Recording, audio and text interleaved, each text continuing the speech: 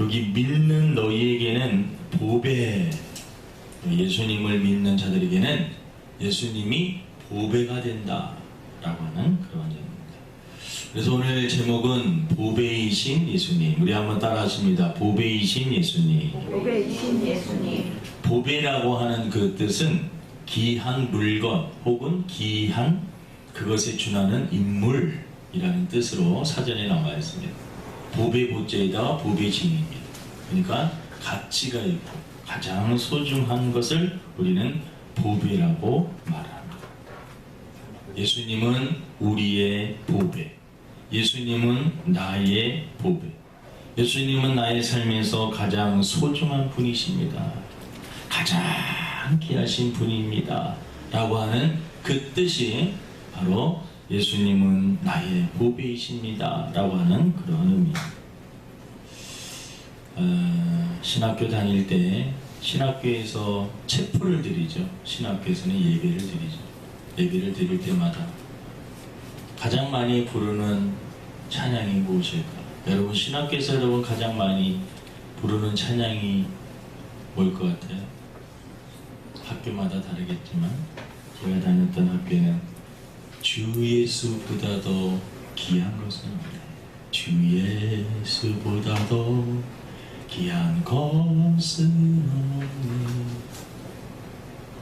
이 세상 어떠한 돈과 물질보다도 부귀와 영화, 권세, 명예보다도 가장 소중한 것은 예수님입니다. 우리는 신학교 다닐 때 그 찬양을 부르면서 신앙의 결심, 그래 세상에 나가서 목회를 할 때 어떠한 것보다도 예수님을 가장 소중한 분으로, 예수님보다도 더 사랑하는 것이 있으면 안 된다.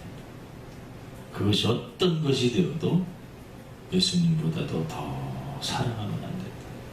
그런 다짐을 하면서 신학교 때 눈물을 흘리며 헌신하겠다라고 결심을 했던 그런 기억들이 나옵니다.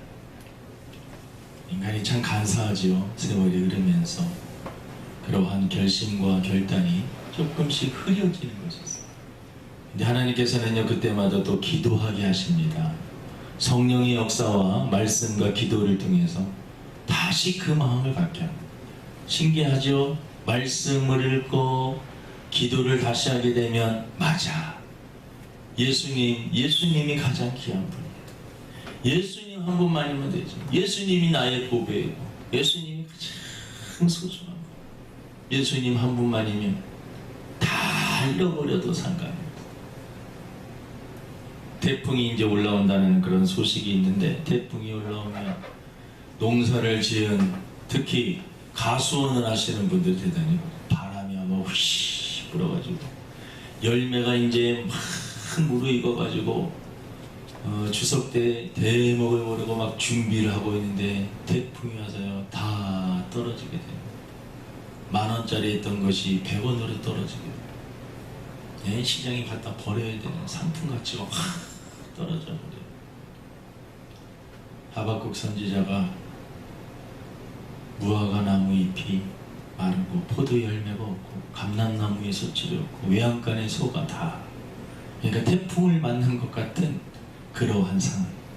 그래도 하박국 선지자는 나는 구원의 하나님으로 나는 찬송한다.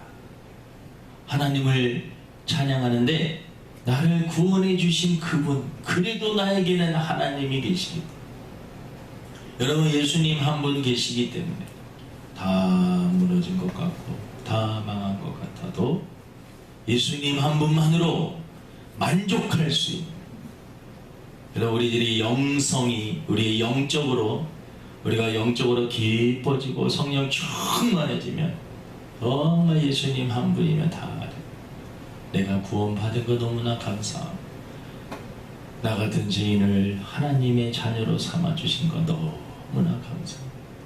주 예수보다도 귀한 것은 없네 라고 찬양을 해도 마음에 끌림이 없는, 어떤 분들은 그 찬양을 부르면서 아니야 그래도 돈이 더 좋아, 그래도 세상이 더 좋아, 그래도 명예가 더 좋고 권력이 더 좋아, 그렇게 걸리는 그러한 사람들도 있을지 모르지만 성령이 충만해지면 질수록 말씀과 기도를 통해서 하나님께서 우리들에게 그 마음을 자꾸 주시는 것입니다.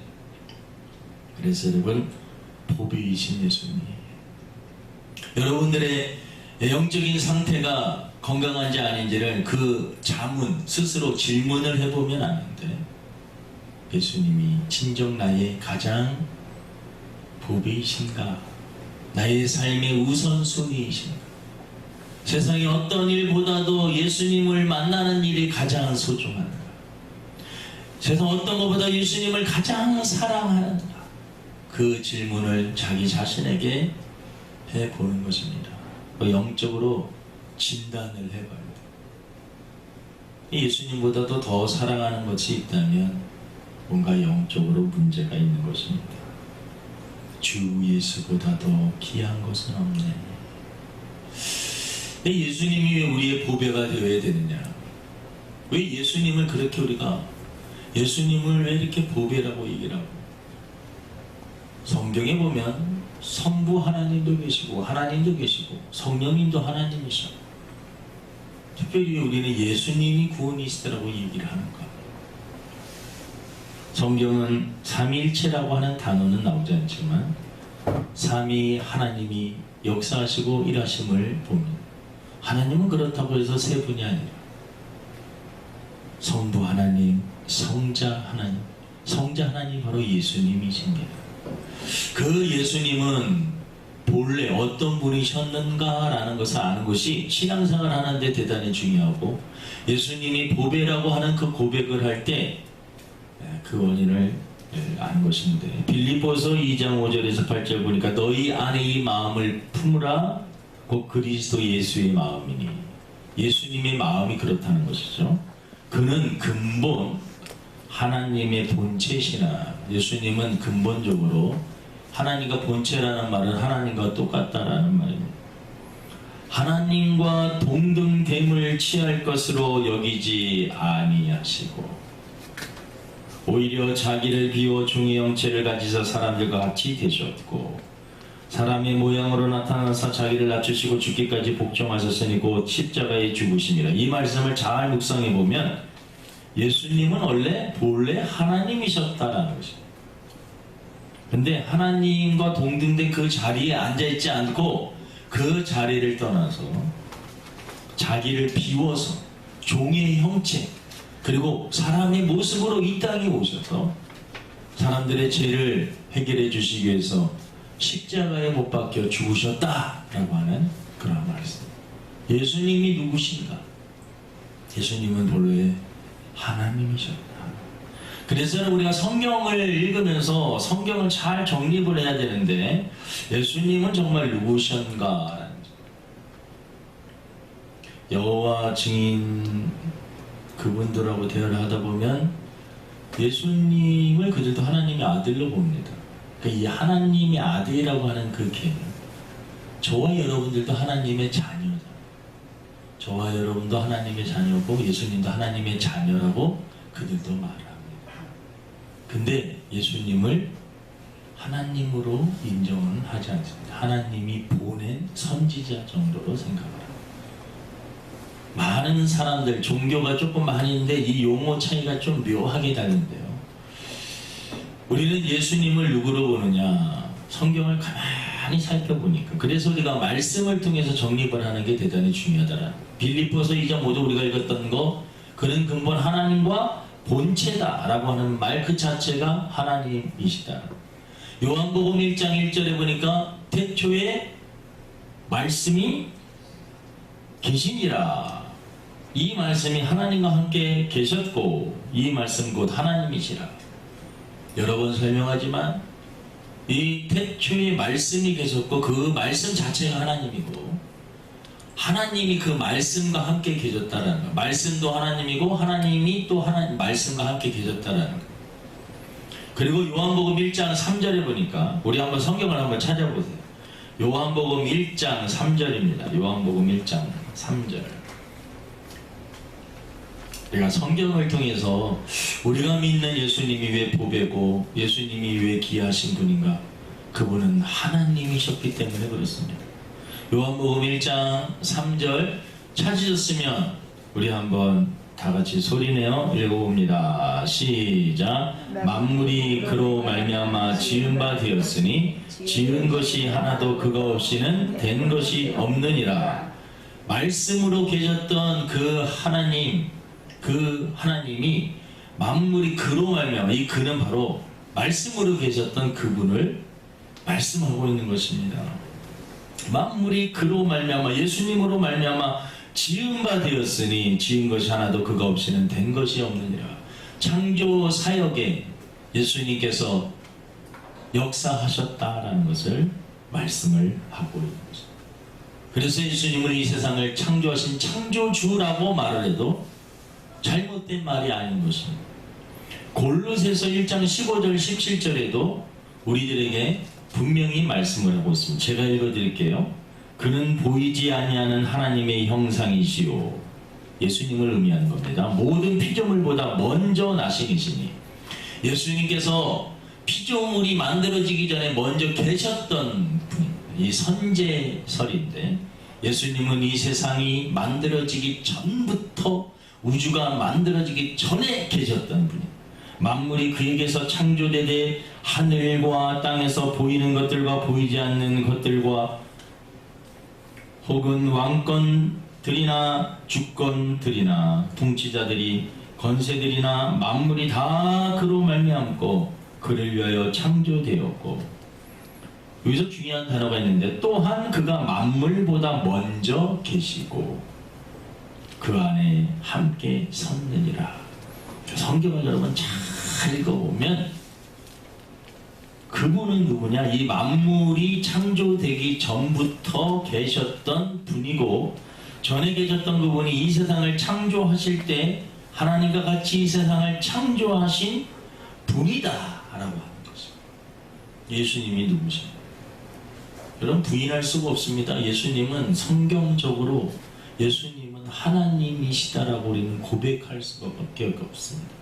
이 말씀들, 지금 읽어드린 구절 외에도 수많은 말씀들이 예수님 자체도 하나님을 보여달라고 하는 제자들에게 나를 본 자들이 하나님을 보았다. 이 말이 얼마나 어떻게 보면 교만된 말일 수 있습니까? 내가 하나님이다라고 하는 말입니다. 나를 본 자는 하나님을 보았다라고 말하는 그 자체가, 여러분, 예수님은 하나님이셨습니다. 하나님이셨던 그분, 신성을 가지신 그분, 우리 인간이 가지고 있는 그 문제를 해결하시기 위해서 육신을 입고 직접 이 세상에 오신 것입니다. 그래서 이 성육신 사건, 예수님이 거룩한 몸을 가지고 하나님이셨던 그분이 낮고 천한 이 세상에 인간의 몸을 입고 오신 그 사건을 성육신 사건인데, 그 사건이야말로 신비입니다. 그리고 하나님의 사랑의 표현인 것입니다. 성탄절이 되면 많은 사람들이 기뻐하고 즐거워하는 그 이유가 무엇입니까? 하루 쉬고 파티를 하고 케이크를 먹고 한 해를 마무리하면서 다짐하는 그런 시간이기 때문에 그런 것이 아닙니다.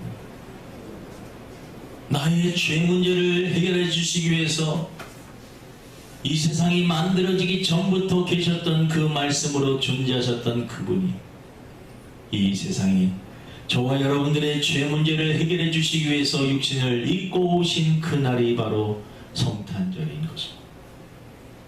그래서 우리는 그날 기뻐하는 것입니다. 예수님이 왜 보배이십니까? 나의 죄를 해결해 주시기 위해서 하늘의 권세와 영광과 존귀와 모든 것들을 다 포기하시고 종의 형체로 나중에는 십자가에 못 박혀 많은 사람들에게 침을 뱉음을 당하며 조롱을 당하면서 희생하신 그분이 바로 너무나 보배로우신 분입니다. 주 예수보다 더 귀한 것은 없노라. 우리는 그 찬양을 부를 때마다 예수님이 어떠한 분이셨는가를 우리는 생각을 해야 된다는 것입니다. 예수님은 완전한 하나님이시면서요 또 신비인데 예수님 완전한 사람이십니다. 이 세상에 태어나는 사람은 아담 이후로 원죄를 가지고 태어납니다. 근데 예수님께서는 그 원죄를 피하시기 위해서 성령으로 잉태되십니다. 마태복음 1장 18절에 보니까 예수 그리스도의 나심은 이러하니라. 그의 어머니 마리아가 요셉과 약혼하고 동거하기 전에 성령으로 잉태된 것이 나타났더니 그의 남편 요셉은 의로운 사람이라 그를 드러내지 아니하고 가만히. 여러분, 성령으로 잉태되었다라는 것입니다. 성령으로, 거룩한 영으로 잉태되었다. 이것도 신비입니다. 인간이 믿음의 차원이지요, 사실. 하지만 하나님이 가능케 하셨습니다. 믿음이라는 것이 무엇이냐? 인간의 생각으로는 불가능하지만 하나님의 입장에서는 상식인 것이 바로 믿음인 것입니다. 홍해가 갈라지는 거 가능합니까? 하나님의 입장에서는 아무것도 아니죠. 여리고성이 여러분 사람들 몇 바퀴 돈다고 해서 건물이 무너집니까? 하나님 입장에서는 아무것도 아니죠. 기적이라는 것이 우리 인간에게는 대단한 일이지만 이 우주 만물을 창조하신 분에게는 아무것도 아니에요. 시간과 공간 안에서 사는 우리 피조물인 인간에게는 한계가 있음을 우리는 압니다. 하지만 하나님 입장에서는 시간과 공간을 초월하시는 전지하시고 전능하신 하나님 입장에서는 아무것도 아닙니다. 성령으로 어떻게 잉태되느냐? 믿음이 있는 자들은 이 사실이 믿어집니다. 믿어집니다. 믿음을 소유하게 되면 하나님의 말씀을 읽을 때 믿어집니다. 이해가 됩니다. 그래, 인간으로서는 불가능하지만 하나님께서는 가능해요. 성령으로 예수님은 잉태되시고 죄인은 죄인을 구원할 수가 없습니다. 의인만이 죄인을 구원할 수 있습니다. 예수님은 의인으로 이 세상에 오셔서 죄인을 위해서 십자가에 못 박혀 죽으신 것입니다. 죄인이 죄인을 대신해서 죽어봤자 그 죄는 사해지지 않습니다. 의로운 자가 죽어야지만이 그 죄가 사해지는 것입니다.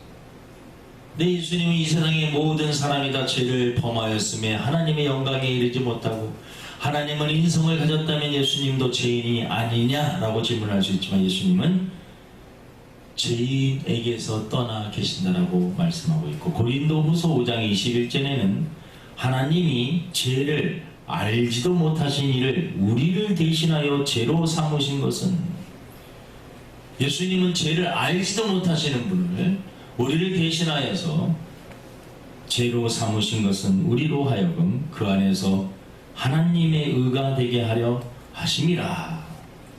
예수님은 인간으로 태어나셨지만 성령으로 잉태하셨고 또 그분은 우리 모든 사람이 죄를 가지고 태어났는데 그 죄를 가지고 태어나지 않으셨다라는 것입니다. 예수님은 죄가 없으신 분. 우리가 잘 아는 이사야서 53장에는요 그는 실로 우리의 질고를 지고 우리의 슬픔을 당하였거늘 우리는 생각하기를 그는 징벌을 받아 하나님께 맞으며 고난을 당한다 하였노라. 그가 찔림은 우리의 허물 때문이요 그가 상함은 우리의 죄악 때문이라. 그가 징계를 받음으로 우리는 평화를 누리고 그가 채찍에 맞음으로 우리는 나음을 받았도다. 예수님 오시기 700년 전에 활동했던 이사야가 장차 미래에 오실 예수님에 대해서 표현하고 있습니다. 예수님이 왜 보배이십니까?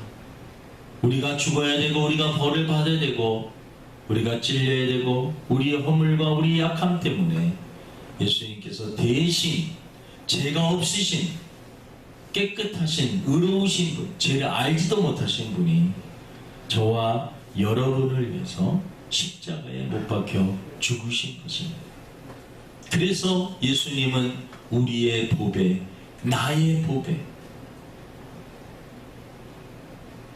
우리는 그렇게 표현할 수 여러 가지 이유가 있겠지만 우리에게 영생을 주신 분이기 때문에 그렇습니다. 아담이 지은 죄로 인류는 죄에 오염되고 물들었습니다. 죄는 전가되어 이 세상에 태어나는 모든 사람은 죄성을 가지고 태어나는데 그것을 신학적인 용어로는 원죄라고 합니다. 원죄를 근거로 해서 자라면서 살면서 짓는 스스로의 죄를 자범죄라고 합니다. 로마서 5장 12절에 그러므로 한 사람으로 말미암아 죄가 세상에 들어오고 이 한 사람은 아담을 의미합니다. 죄로 말미암아 사망이 들어왔나니 사망이 죽음이 이 땅에 들어왔습니다. 이와 같이 모든 사람이 죄를 지었으므로 사망이 모든 사람에게 이르렀느니라. 아담 이후에 태어나는 모든 사람들은 자기가 원든 원치 않든 죄를 가지고 태어나고 죄성을 가진 사람이 이 세상 살면서 알게 모르게 죄를 짓게 되고 그 죄로 근거하여서 사망이 이르고 한 번 죽는 것은 정해진 것이고 그 이후에는 심판이 있다고 말씀하고 심판 후에는 영원한 형벌을 받느냐 영생을 얻느냐 하나님의 나라에서 사느냐 그렇지 않느냐가 결정되는 것입니다.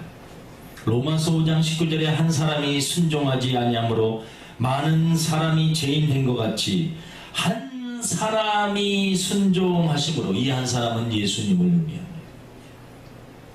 많은 사람이 의인이 되리라. 예수님이 순종하심으로 많은 이가 의인이 될 수 있게 된 것입니다.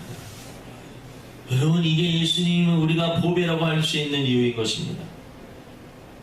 아담을 통하여서 죄가 전가되어서 나도 내가 원튼 원치 않건 죄인으로 태어나게 되고 그 죄를 근거로 해서 이 세상을 살다가 영원한 형벌을 받아야 될 마땅한 죄인인데 예수님께서 그 죄 문제를 해결해 주시기 위해서 하나님이셨던 그분이 육신을 입고 오셔서 나를 대신하여서 죽으시고 그 대가를 지불할 만한 자격과 모든 것들을 갖추기 위해서 성령으로 잉태되시고 죄를 알지도 못하신 분이 나를 위해서 죽으셨다라고 하는 이 사실이 복음의 핵심인 것입니다. 요한복음 3장 16절에 하나님이 세상을 이처럼 사랑하사 독생자를 주셨으니 이는 그를 믿는 자마다 멸망하지 않고 영생을 얻게 하려 하심이라.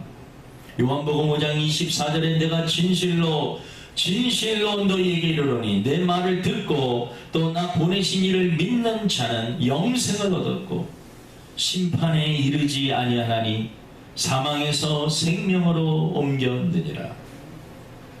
로마서 6장 23절에 죄의 삭은 사망이요 하나님의 은사는 그리스도 예수 우리 주 안에 있는 영생입니다. 요한 1서 5장 20절에 또 아는 것은 하나님의 아들이 이르러 우리에게 지각을 주사 우리로 참된 자를 알게 하신 것과 참된 자 예수님입니다. 또한 우리가 참된 자 곧 그의 아들 예수 그리스도 안에 있는 것이니 그는 참 하나님이시요 영생이시라. 그러니까 성경 우리들에게 명확하게 그분이 참된 자가 누굽니까? 하나님이시요 영생입니다. 여러분, 예수님을 믿을 때 영생을 얻는 것입니다. 나는 길이요 진리요 생명이니 나로 말미암지 않고는 아버지께로 올 자가 없다라고 말씀하고 있습니다. 주 예수를 믿으라 그리하면 너와 내 집이 구원을 얻으리라. 여러분, 영생이라는 것은 영원토록 사는 것을 의미하는 것입니다. 이 세상에는 슬픔이 많아요. 고난도 많고 오해도 많고 왜곡도 많고 그리고 사건 사고도 많고 인생에 풀리지 않는 많은 문제들 있습니다. 하지만 저 천국에는 슬픔이 없습니다.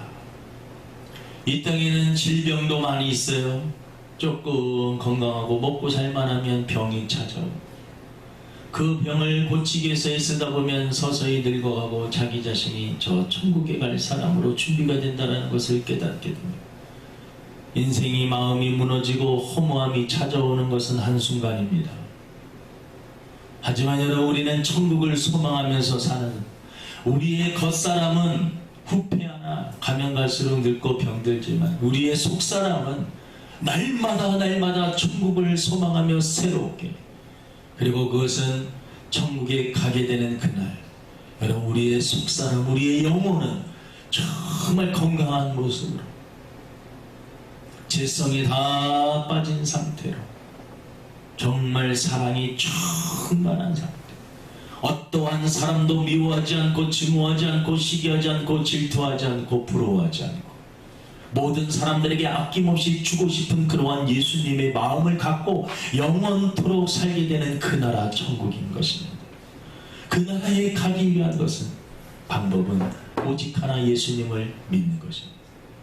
보배이신 예수님, 여러분 그분은 하나님이셨습니다. 그분 우리의 인간의 죄 문제를 해결해 주시기 위해서 사람으로 오셨습니다.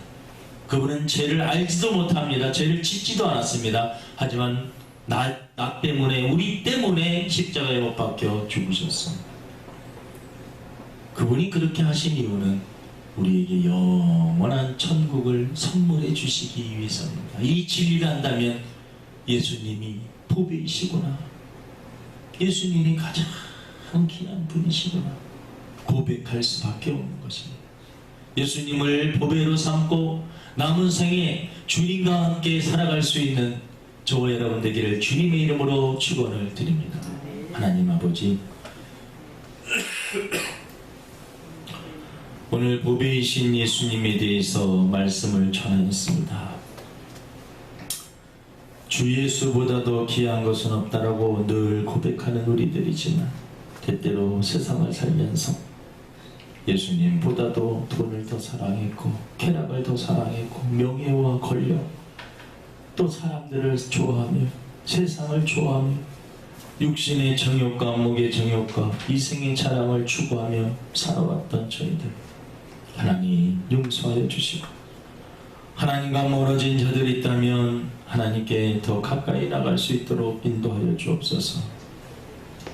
성령님이여 역사해 주시고 말씀과 기도를 통하여서 아버지 하나님이여 우리가 가졌던 첫마음 첫사랑 주 예수보다도 귀한 것이 없다라고 하는 이 고백이 우리 성도들의 고백, 저의 고백이 되게 도와주옵시고 남은 생에는 주님만을 위해서 저 천국 바라보며 아직도 예수 그리스도를 모르는 많은 사람들에게 복음을 증거하며 살아갈 수 있는 저희들이 되게 도와주옵소서. 감사하며 예수님의 이름으로 기도드립니다.